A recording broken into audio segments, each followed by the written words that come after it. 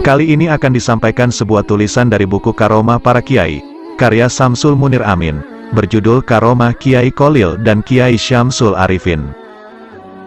Di sebuah desa yang jauhnya sekitar 15 km dari jantung kota Pamekasan, Madura, terdapat sebuah pesantren yang bernama Pesantren Kembang Kuning. Pesantren Kembang Kuning ini tepatnya terletak di Desa Lancar, Kecamatan Larangan, Kabupaten Pamekasan. Pesantren Kembang Kuning didirikan pada 1619 Masehi oleh Kiai Ruham.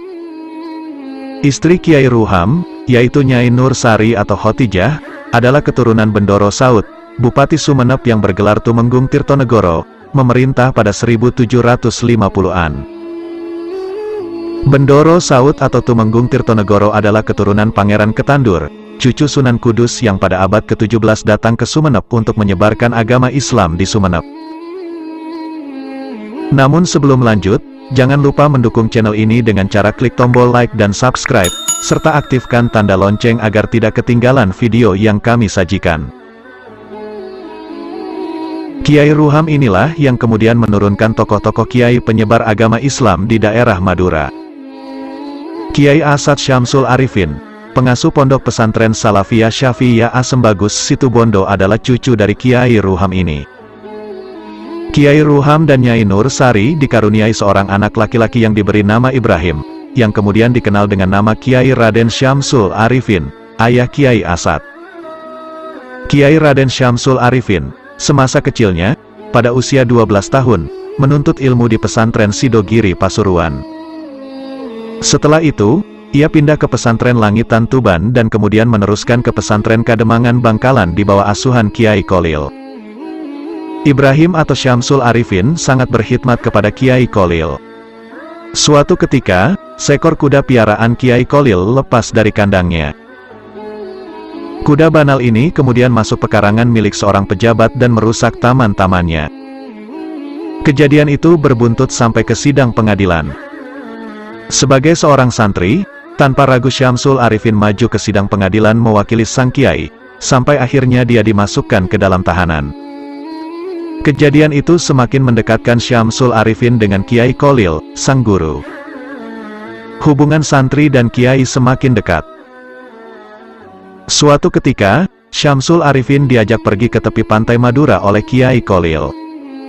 Ketika itu, waktu asar segera habis, namun keduanya belum melaksanakan salat asyar. "Syamsul, kita belum salat asyar.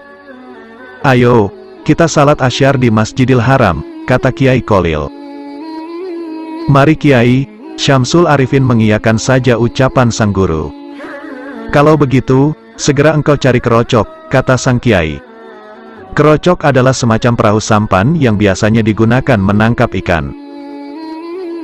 Setelah kerocok didapatkan, Kiai Kholil langsung menaikinya bersama Syamsul Arifin.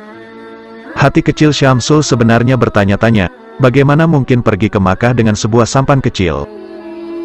Tentu saja, ucapan tersebut tidak keluar dari mulutnya. "Selama engkau berada di sampan ini, pejamkan matamu, engkau tidak boleh menoleh kemana-mana." Syamsul terkejut, jangan-jangan apa yang dibisikkan dalam hatinya tadi telah diketahui oleh sang guru. Akhirnya, Syamsul mengangguk dan pasrah kepada Allah. Dan apa yang terjadi? Tak lama kemudian, mereka berdua telah benar-benar berada di Makkah Al-Mukarramah.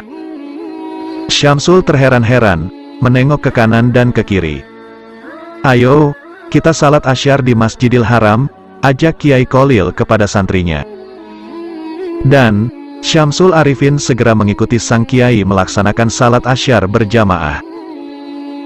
Konon, peristiwa aneh tersebut dilakukan Kiai Kholil dan Kiai Syamsul Arifin tidak hanya sekali dua kali, namun dilakukan berulang kali.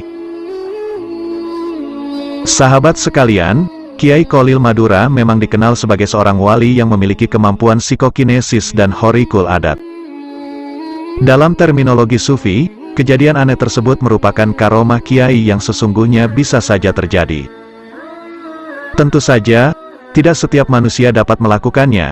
Perilaku seperti itu hanya diberikan Allah kepada sedikit hambanya yang benar-benar memiliki kedekatan transendental secara sempurna.